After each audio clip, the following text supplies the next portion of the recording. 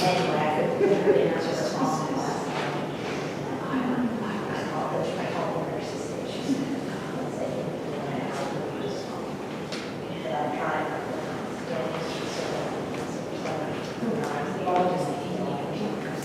Hi everybody, this is a wonderful crowd. I'm so thrilled to see you all here tonight. Welcome back to the Bangor Public Library. It's so wonderful to see you all. Robin contacted me quite some time ago about coming here and not knowing exactly what we would have for a format. It was wonderful to be able to actually bring her here in person. Gibran from the Briar Patch is in the back of the room. Some of you have already purchased books from him, but he'll be there. And of course, he carries his book at his bookstore. And you have some of the other Rachel Field books too, you said, Gibran? Yeah, normally we do. I sold my 2 copies of Pity just now, but we carry 2 other books. Okay, great. Well, I just want to let you know that we do have some more author talks coming up through the fall. Matt Cost will be here at the end of September. He was suggested as a Maine Humanities Council Read Me. Jerry Boyle recommended him this year. Yep, come in. Somebody out there? Yeah.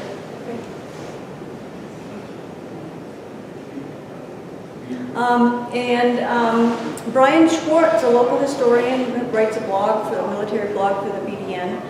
His next book in his Civil War series is coming out, and he will be here in October. And Bill Kenny has written Historic Maine Tea Houses. I just got the title wrong, I apologize, Bill. But he'll be here in November presenting that new book as well. I also want to let you know that we are very fortunate to have coming to Bangor, Maine, the Smithsonian American Library Association traveling exhibit, Americans in the Holocaust. It will be an installation here on the 3rd floor starting in December through January. There'll be some programming surrounding that. If you go online, we do have information about it on our website.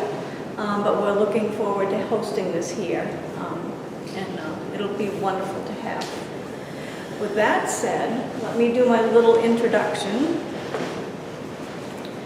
Robin Clifford Wood is an author, poet, blogger, and essayist. She has a Bachelor's of Arts degree from Yale and a Master of Arts in English from the University of Rochester and an MFA in Creative Writing from the University of Southern Maine Stone Coast Writing Program. She spent 5 years as a columnist for the Bangor Daily News, and her writing's also been featured in Port City Life magazine, Bangor Metro, Maine Public Radio's Music That Loves Me series, and Solstice Literary magazine, which published her essay, How Do You Help Your Parents Die? And that was in 2019. One of her poems won 2nd place in the 2020 Writer's Digest annual competition, and another, The Ballad of Hadlock, The Seal Hunter's Showman, was produced by the Penobscot Theatre Company as part of their Fall 2020 audio theater program. The Field House is Robin's first book. She lives in Hamden, Maine with her husband and a dear old dog named Clara, and she also spends a lot of time in the Cranberries on the east side of Mount Desert Island on Sutton Island. And as a fellow, I will call her a fellow islander, although we know we're not from there. From the other side of Mount Desert Island, from Swans Island. And Robin, welcome. We're so thrilled to have you after a long wait. We look forward to your presentation. Thank you so much. And I hope everyone's okay with me taking my mask off for the talk. I think it'll be easier to hear me. And I suddenly realized I can turn this and have it at hand so I can keep it from going to sleep. Thanks everybody for being here, and many thanks to Candace, who as she said, I was in my great enthusiasm. I thought, I've got to do a talk at Bangor Public Library. That's kind of my home area library. And for a long time, we thought it was going to have to be remote and on Zoom, and it's really a thrill to be able to be here in person with you guys today. And I'm going to thank Gibran again and Briar Patch Books for being a great supporter of the Field House and for being here tonight. So Gibran is selling books. I'm very happy to sign books. If you buy books tonight, or if you brought a book from home, I'm happy to sign that as well. And if you say, darn it, I wish I had brought my book from home, I also have book plates, and I can sign those for you to take home and stick into your books. So all those possibilities are here, and I'm thrilled to be here with a home crowd. It's wonderful to have you all here. Where'd you all travel from? Here, Locally, great. Anyone come from farther away? Portland, Oregon. Wow! Wow!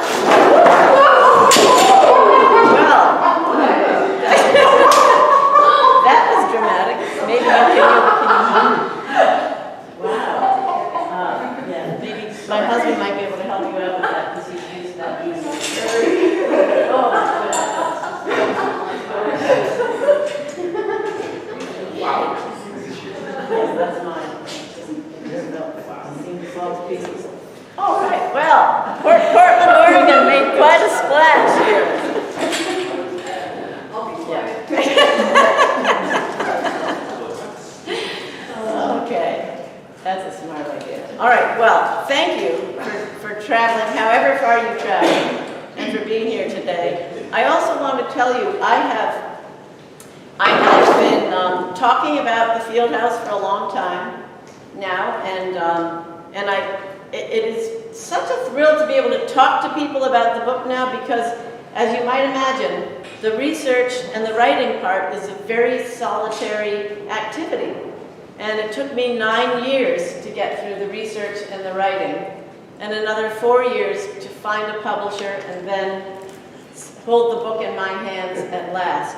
And so after all that time of lots of solitary activity, it's so lovely to be in conversation with people and share this book and the whole story behind the book and the delightful Rachel Field and her life with all of these people. So I'm thrilled to be here with you, and I'm very happy to answer questions along the way. You do not need to wait till the end. I don't mind interruptions. I tend to interrupt myself all the time anyway and go off in unexpected directions. So very happy if you have a burning question that's relevant to something I'm in the middle of talking about. I'm happy to take questions at any time. All right. How many of you have read the book already? Wow, many of you. That's awesome. But I think since there's a few who haven't, I think one of the best ways to move into the story behind the story is to read the first 2 pages of the prologue. So I'm going to do that for you right now. In 1994, my husband and I purchased a long-abandoned wood frame house on an island off the coast of Maine. And I'm going to show you a picture of that house since it's right here. In the 1920s and 30s, it had been the summer house of author Rachel Field on the island that inspired all her most successful work.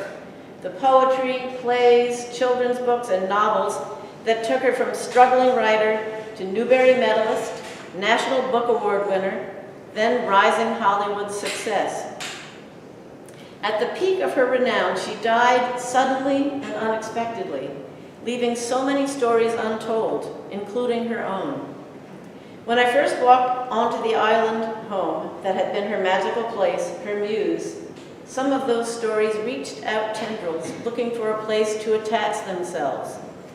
I felt their presence in the flutters of my heart, but didn't know at the time what it meant. Many people know the sensation of entering an old house and feeling something of its history in the air. It whispers from the corners, buzzes indecipherably in the motes of dust illuminated by a ray of sunlight through wavy glass. The building retains some indefinable quality left behind by its former inhabitants, some of their energy lingering in the atmosphere. On an island with no roads, only footpaths and wooden wheelbarrows, the leavings of former inhabitants are not just figurative. Rachel's weighty wooden sleigh bed is still there in the room where she slept. The old wicker chairs in front of the fireplace creak under my weight as they creaked under hers. Her Scotty dog trinkets and paraphernalia wait expectantly, pointy ears on alert, on shelves and in drawers. I sit on the front porch, the covered piazza, as Rachel called it, and I contemplate the same view of Seal Harbor and Acadia National Park's Rocky Top Mountains across an expansive sea called the Eastern Way. That same view inspired Rachel's creative work, her joy and her loneliness. Rachel's life was not easy. It was not all fairy houses and moon glow, or silver streaks of rain on city streets, or soaring gulls alighting gracefully on the barnacled rocks of an island off the coast of Maine, even though her work is alive with all those wonders. It wasn't a life of deep deprivation either. Her family had enough means to get by and the social status to be accepted into most echelons of the stratified society of her time. The difficulties in Rachel's life were more situational and internal. First, there was her physical presence. Many who knew her effervescent spirit on the page were shocked to meet Rachel for the first time, for she was not the elfin sprite they expected, but a woman of imposing stature and heavy masculine features. Her warmth quickly eclipsed superficial impressions. She had a lightness about her, something open and engaging that made people feel like an old friend at her kitchen table. Nevertheless, her exterior self caused her a lifetime of rue. I also sensed that her story was weighty with much deeper disappointments, even before I'd begun my research. There were shadows of loss, heartbreak, secrecy, a sister gone mad, an improper marriage, infertility, a child who seemed to disappear. So many unanswered questions. But Rachel's story, I was certain, held more than anything a prodigious share of redemption and hopefulness. I was certain not only because of Rachel's work, but because I inhabited her space. So that gives you a little taste of how I began in this project. My writing really started when I was a child. I had aspirations to be a writer all my life, and I played at writing for decades, but I always felt a little self-conscious about it. I didn't think I was really any good, and I probably wasn't that good. But you know, I was so drawn to writing. It was a calling for me. And that's something that I felt like I shared with Rachel Field, except that Rachel went after it full bore, starting from her childhood. In fact, she could write before she could read. She couldn't read till she was 10 years old, which was another source of her insecurities, that she wasn't so great in school and she wasn't good at math or science. But she memorized things she heard aloud almost instantaneously. She'd memorize entire poems the first time she heard them. When her little children's school put on plays, she had the entire play, every part memorized beginning to end. So they would use Rachel as the cue person, because she could do the whole thing by heart. And she loved listening to books read aloud. Her father died when she was a baby, so she was raised by her mother and her Aunt Kitty, and lived with her one surviving sister, who was an older sister. And they listened to books and poems and stories read aloud all the time. But she also made books of writing. She created books, sewed the bindings together and made books. When she was even a small child, she talked about her very first book being this thing that said book on the outside, and it was filled with blank pages, and she was afraid to do anything to it because she thought she might ruin it. And she said maybe that was a cautionary tale letting me know I should be careful what I write. So stories like that began to appeal to me after I moved into this house that had Rachel really present for me. there were other creative people there, but Rachel's books were on the shelves.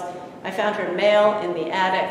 I found the galley proof for one of her books of poetry in a drawer.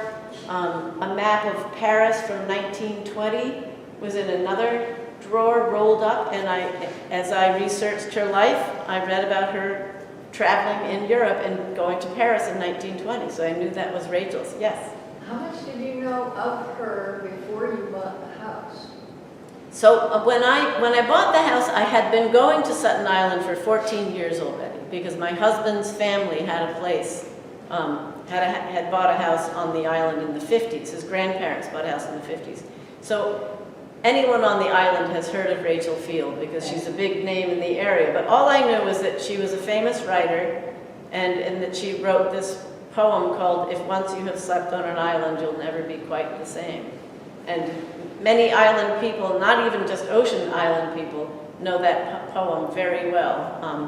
I also found a copy of that island on a lake in New York State's Adirondacks that belongs to my great aunt. And there were lots of moments in my life where Rachel Field connected all the parts of my life in these unexpected ways. In that same place in the Adirondacks, my mother found a book with my great-grandmother's name in it that was Rachel Field's last novel, and surprised me with it for Christmas. So Rachel had she was a really big deal. When we first moved in, the tour boats went by the front of the house, announcing, "You'll see the house of famous author Rachel Field up to your right." That only maybe the first 5 years or so after we moved in. It hasn't happened for a while. But yeah, I knew virtually nothing, but I started looking into her work. About her. Yes, exactly. Yeah, question? Well, I'm just curious. After a while, she didn't go back to Sutton Island because she was more like in California. But someone else lived in that house before you did, Yes, yes. and they kept everything intact. Well, that's an interesting point. So Rachel sold the house in 1941. That was the year before she died. And she sold it to friends. And my understanding is that those friends didn't spend a lot of time there. I think they rented it for about 10 years to Hortense Flexner and Wincy King.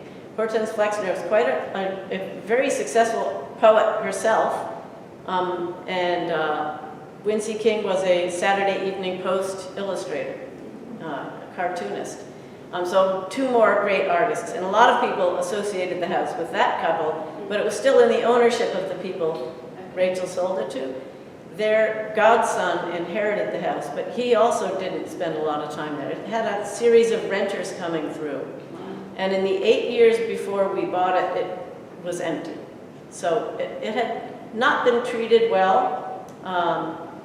The porch decking was filled with rotten boards, and the roof was leaking, and there was a tree growing through the ceiling, and it was quite a mess. So, there's only about 25 houses on the island. They don't come up for sale very often, so we leapt at the rare opportunity. Okay, so yeah, Rachel had bought it in 1922, but she actually had been going to the island also to another house, as did I. We both arrived on the island as teenagers.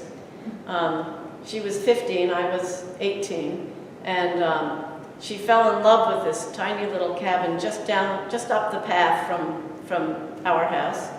And 11 years later, once she made her earliest success writing plays and making a little bit of money as a writer, she took the plunge and bought this house from the first family that owned the house, whose names are still on the door frames measuring the children's growth over the years.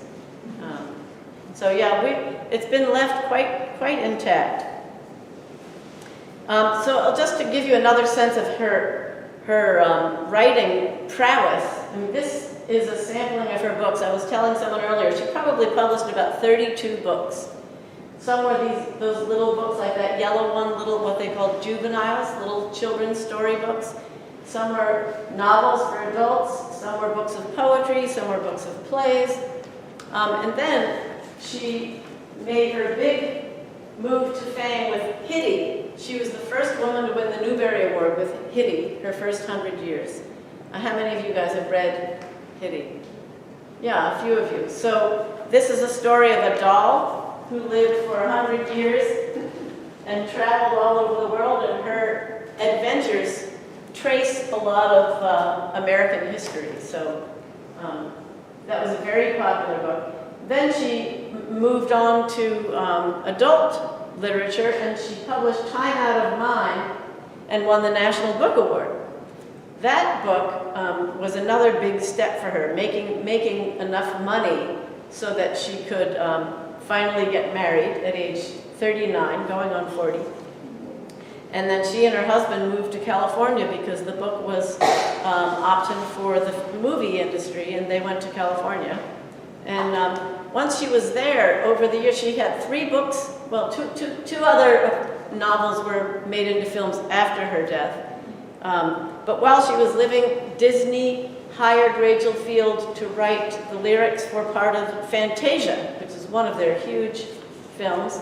And she was on a short list in one of the archives I visited in California for I think it was MGM Studios. She was on this list of about 14 famous authors that they were considering to write the screenplay for Gone with the Wind. So she was a really big deal. She was really a big name. And I wondered why this woman whose poetry was so delightful, who had such wisdom in so much of her writing, why she disappeared. Because it seemed like she prematurely faded from view. And I wasn't sure why. That's part of what piqued my interest, because I started at Great Cranberry Island because they have a wonderful historical society over there with a dedicated corner to Rachel Field and Hitty. And they had a lot of information, but they still didn't know for sure. Well, yeah, she had a sister. I'm not sure what happened to her. I think maybe she went crazy or something, but they didn't really know. And did she have a child? Well, they thought she had a child, but well, where is she? No one knew. Or maybe she had infertility problems, so maybe she didn't have a child. And who was this guy that she married? And the other big question that piqued my interest when I started reading her Fear is the Thorn, that collection of poetry has some really intense poems of love and heartbreak and rejection, and none of those poems fit the letters and any of the stuff I read about the man she ended up marrying, Arthur Peterson. So I thought, was there someone else in her life? Who was this love interest? And I'll tell you another thing that I found on the island was an old Wanamaker's diary, which is a catalog of old times that also has journal entry blanks for the entire year. And there's a copy of it from 1928 sitting on the shelf to this day in the field house. And that was one of the things I pulled down. I didn't even know when Rachel Field lived exactly, so I started browsing these things and eventually discovered through reading all of the archive collections around the country that this was Lucy Field, Rachel's mother, who wrote the entries in this book. And in August of 1928, she writes, Rachel and Lyle, all devotion. She certainly has an almost maternal care of him. And Rachel and Lyle off to do the marketing today. And I thought, wow, this sounds like a love interest, but who is Lyle? I never could find anything about Lyle. No reference to him, nothing in letters. So that joined the lineup of mysteries that I just, I couldn't stop wondering about. Kept pulling me forward through this research. Let's see. I'd like to talk a little bit about Rachel Field's character and some of the things that really drove her. And I think these are also things that appeal deeply to her readers. she had a lot of vulnerabilities, and in her children's, I think a lot of the people who have very successful children's poetry write poetry that appeals to people of all ages, and this is one of them, and it speaks very much to Rachel Field's own insecurities about how the world perceived her, because like many people, she felt the world perceived her by looking at her outside, and that didn't tell them who she really was on the inside. This is called My Inside Self, and was anthologized in many collections. My inside self and my outside self are different as can be. My outside self wears gingham smocks, and very round is she, with freckles sprinkled on her nose and smoothly parted hair, and clumsy feet that cannot dance, and heavy shoes and square. But oh, my little inside self, in gown of misty rose, she dances lighter than a leaf on blithe and twinkling toes. Her hair is blowing gold, and if you chanced her face to see, you would not think she could belong to staid and sober me. And then there's another one called The Quiet Child, where she says, by day it's a very good girl am I sit by the fire and sew, and it goes on like that. But once she goes to bed, she turns into a wild, bad witch and soars over the chimney tops and does crazy things. So this was a very common theme in her short stories, in her poems, and one children's novel called Hepatica Hawks, which she admitted was probably her most autobiographical book. And it's about a young girl who is a giantess who travels with the freak show and the traveling circus. And that's the protagonist of this story. And she struggles with the way the world perceives her as this large person. So it's really fascinating to see how that theme, among many, pervades a lot of her work.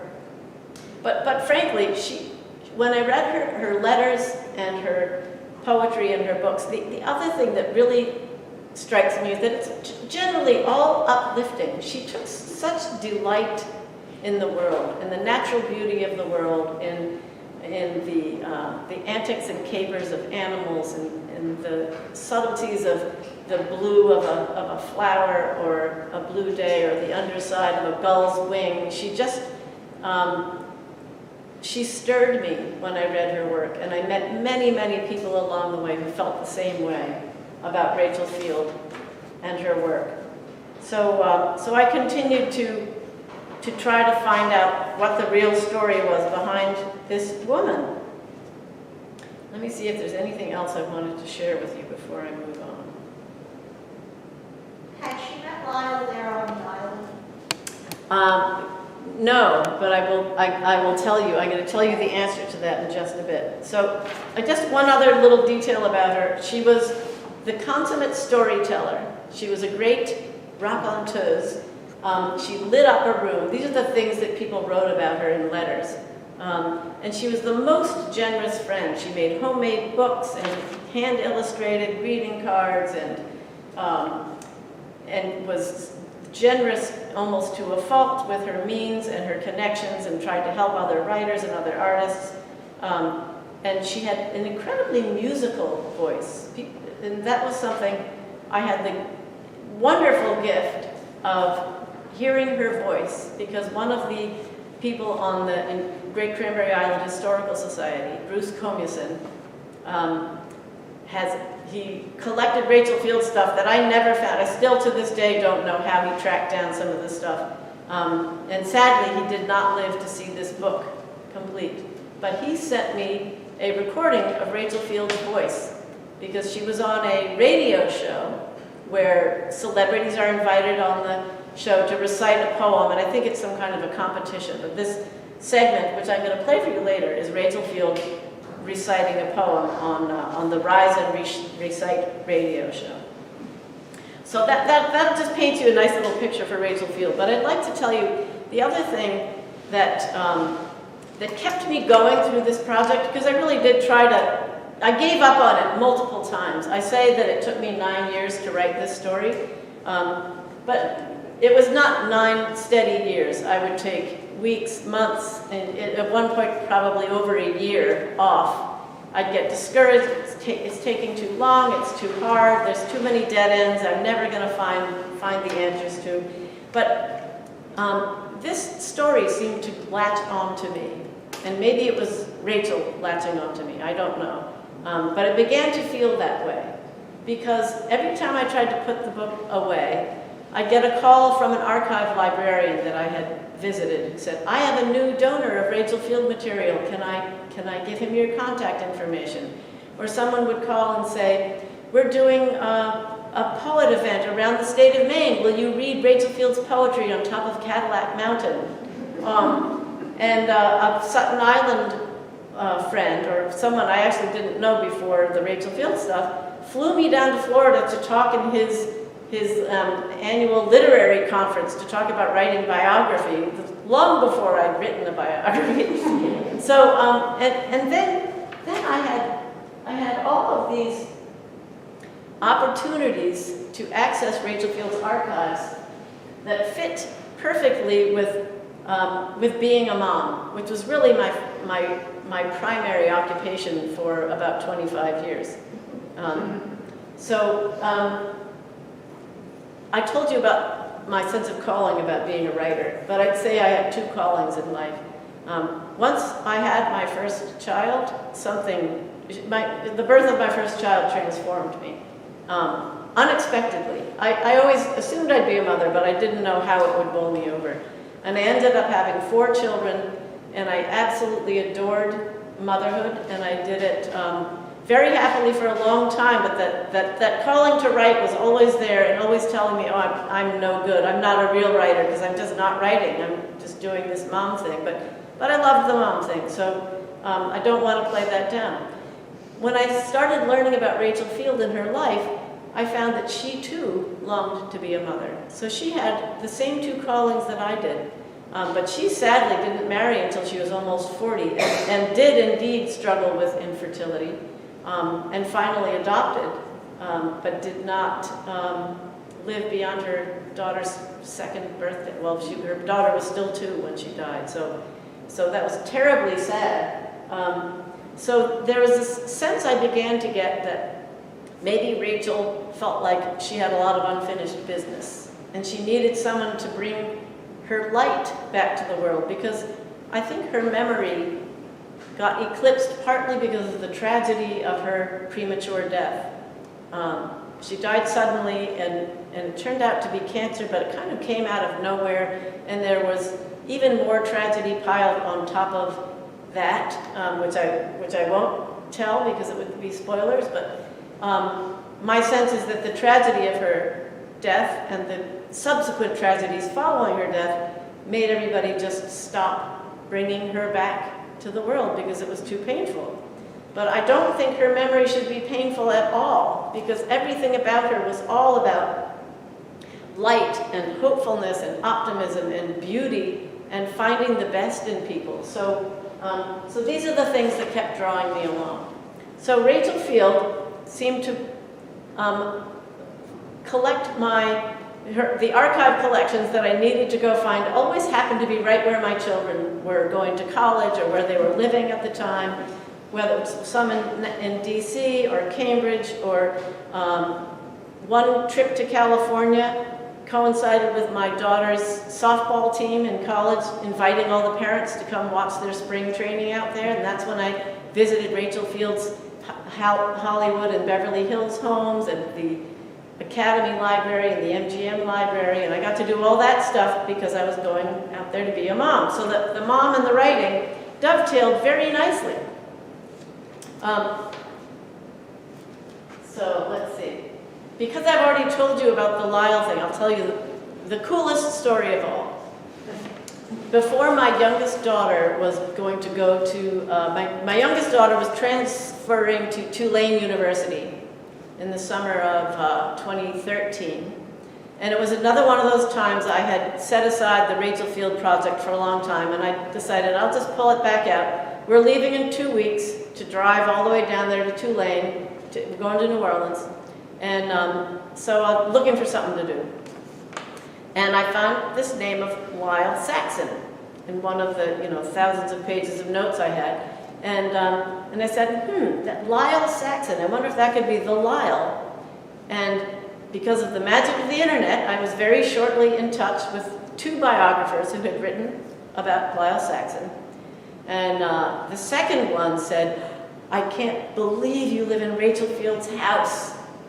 I almost wrote Rachel Field's biography. I would love to go to that place and see her island. I have seen the most incredible letters. She wrote 30 letters to Lyle that are the most beautiful compositions I've ever seen. They're funny, they're witty, they're intelligent, but I'm sure she was in love with him. They're the most amazing letters I've ever seen. And I said, oh my gosh, I just got shivers, and this is like a jackpot. Where are those letters? And she said, they're in the archive at Tulane University. So 2 weeks later, I called my daughter into the library with me, and she once again was my research assistant, and we found these amazing hand-illustrated notes and letters, and yes, some just overpowering, passionate love that she had for this man that perfectly lined up with a bunch of private poems in her private collections that did not identify a person by name but used the same language. So I was able to line up this Lyle Saxon with these letters to Lyle Saxon down in New Orleans. So that was the doomed love affair, and that was just a huge thing. So it just the story kept on finding me and feeding me along. So I'm just going to show you a few pictures here, because I promised you a slideshow, and I'm rambling on, so let me show you some pictures of the island. Can you all see? Mm-hmm. This is a view from in front of the house, across to Acadia, and there's the house. As you can kind of see, it's several separate buildings connected by a wooden deck, and it has it's a constant project. It's a lifetime project. And some of our most recent photos are drone photos, which is kind of exciting to see it from above. So there's one of those shots. And then I just have some beautiful scenic shots, as you can see. There's the sunrise on the side of the house. This is looking north, by the way, across to Acadia. We're just south of Seal Harbor, across the water. There's an antique photo of the house from around the 1950s. That railing on the shore path is long gone. I never saw it in my day. But that was cool to find a historic photo. And I actually have a picture, I think there may be one in the book, actually, of Rachel Field in a graduation gown. Another source of her insecurities is she didn't get a real college degree because she didn't have good enough grades to get in, but they accepted her at Radcliffe as a special student. But later in life, a couple of different universities conferred honorary degrees on her. And there's her initials embroidered into a tea towel, and a key to the old kitchen that we used for years. And there's a silhouette picture. Rachel was also an artist. When she first went to Sutton, it was to study art, actually. And one of her poems, called The Playhouse Key, is a picture of that very key in silhouette form. And she called the house the Playhouse. So it was sort of fun to find poetry that I knew referred to places that I knew. And there's some Scotty dog stuff. There's my little cousin in the sleigh bed where Rachel slept. Still there. Some more island scenes. Another cool thing that I discovered after my children and their cousins and island friends put on a couple of plays. Children and Sutton Island are a heavenly combination because there's no TV. There was certainly no internet until recently. And then when they were growing up, they had to use their imagination. So they ran around the woods, they made fairy houses out of moss and shells, and they put on these elaborate plays in the middle of the forest and painted rocks with invitations to everyone around the island. They came and watched Cinderella, or I don't know what was the other, I think The Wizard of Oz was the other one they tried. And then I found out that Rachel Field had directed a bunch of island children in one of her plays on the island one summer. So that was another thing Rachel and I shared. And here she is with her dog Spriggan when he was a puppy. That's a lovely one. That's one of my favorites.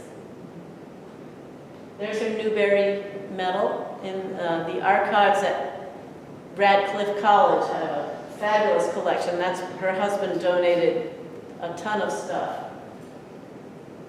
to Radcliffe. Here's her handwriting, which became, as you might imagine, extremely familiar to me. I love her handwriting because it's very expressive. It's sort of loopy and expressive and fancy-free, like Rachel herself. And this particular one tells the story of buying the field house in July of 1922. And this is a very cool thing. It says, "Dear Frances," and I didn't know who that Frances was. But one of the wonderful things that's happened since the book came out is that I've had people contact me who are the descendants of Rachel Field's very close friends. And one of them was the great nephew of Frances Sortwell, who was, let's see, excuse me, I'm mixing it up with Lucy Talcott. But I did just have a conversation with someone who knew Frances Sortwell, who lived in Wiscasset, which is one of Rachel's regular stops on her long trip to Sutton Island every year. And this one has this funny line about, as Elizabeth undoubtedly told you, I am being a most foolhardy creature this summer, not only buying this bungalow here where we have been so many summers, but also parting company with my movie job. That's when she quit her working job, hoping maybe I can make a living as a writer now, because it was her first success as a writer. Let's see. Not only parting with her movie job, all goes merrily for the present, but occasionally I do take thought for the morrow, or rather next winter, when I shall probably join the ranks of Highland's Red Line, or else take up my stand by the public library lions with a tin cup in my hand. I wish I could have a hand organ and monkey, but you know that New York generally forbids the latter. So those are the kinds of things she wrote. Her letters were very entertaining, and I loved reading them. Oftentimes she'd have little, PS and PPS scribbled in the margins, and lots of personality in her letters. It makes me miss handwritten letters now that we're doing all this email and stuff. There she is on Sutton Island. That was a very exciting thing to come upon that photograph. And since Rachel was there with her dog, I thought I'd put a shot of me with my dog. And my children, there's my children, and I felt like I wanted to share the fact that my children filled this house, and I started to feel like one of the ways I could return Rachel's gifts to me was the fact that I brought children into this house, that she would have loved to do. So I filled this house with children, with their imagination, and it felt gratifying to think that might have been something that would have made Rachel very happy. And meanwhile, I feel like she mentored me, she was a sister to me, she was an inspiration to me. She was the source of my first published magazine article, my first book. Her work ethic inspired me. Her poetry a lot of it was rhyming, and I always wrote rhyming poetry and kind of thought it didn't count, and she made me feel like, I guess rhyming poetry is okay. So she just did a ton for me. It really